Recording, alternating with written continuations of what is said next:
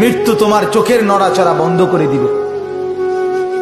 মৃত্যু তোমার কানের শ্রবণ শক্তি স্তব্ধ করে দিবে, মৃত্যু তোমার ঠোঁটের নড়াচড়া বন্ধ করে দিবে,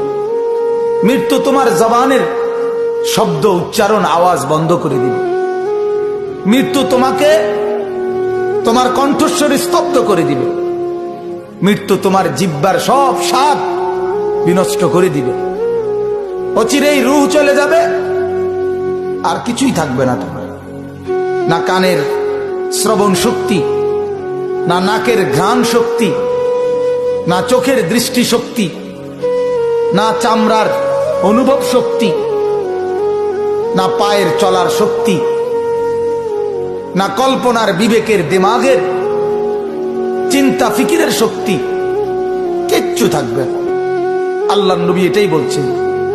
সব কিছু নষ্ট করে দেয়, মিনিটে স্তব্ধ করে দেয়